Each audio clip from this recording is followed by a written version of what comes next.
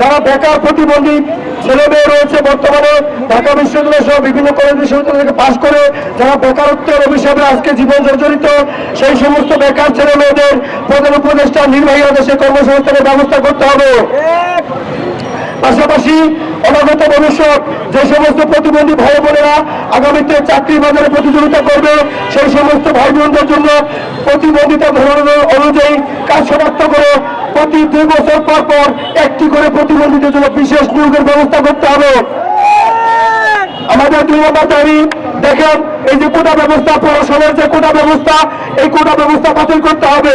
বাতিল করে প্রতিবন্ধী ব্যক্তিদের জন্য স্বতন্ত্র 2% কোটা ব্যবস্থা প্রবর্তন করতে হবে এবং তৃতীয় চতুর্থ শ্রেণীর চাকরির জন্য প্রতিবন্ধী ব্যক্তিদের জন্য হচ্ছে 5% কোটা ব্যবস্থা প্রবর্তন করতে হবে।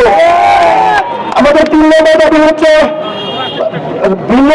অভিন্ন শ্রুতি লেখক নীতিমালা দৃষ্টি প্রতিবন্ধী অথবা বিভিন্নভাবে দুর্ঘটনায় আঘাতপ্রাপ্ত বা শারীরিক প্রতিবন্ধী যাদের হাতে সমস্যা রয়েছে, এ ধরনের প্রতিবন্ধী ব্যক্তিরা যারা স্বহস্তে লিখতে সক্ষম নয়, সেই সমস্ত প্রতিবন্ধী ব্যক্তিদের জন্য পরীক্ষায় অংশগ্রহণ করার জন্য শ্রুতি লেখকের প্রয়োজন হয়।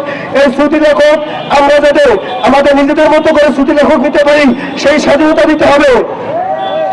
আর চতুর্থ দাবি হচ্ছে সমাজ কল্যাণ মন্ত্রণালয়ের অধিভুক্ত বেল পদ্ধতিতে পাঠদান সংক্রান্ত যত পদ রয়েছে, যেগুলোতে বেল পদ্ধতিতে পাঠদান করতে হয়, সেই বেল পদ্ধতিতে পাঠদান সংক্রান্ত পদগুলোতে দৃষ্টি প্রতিবন্ধী ব্যক্তিদের দ্বারা এই শূন্য পদগুলো পূরণ করতে হবে।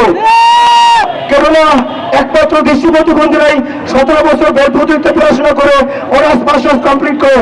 কাজেই বাংলাদেশে দৃষ্টি প্রতিবন্ধী ব্যতীত অন্য কেউ বেল পদ্ধতিতে আমাদের সাথে যোগ্যতা সম্পন্ন হবে, এটা আমরা কেউ বিশ্বাস করি না।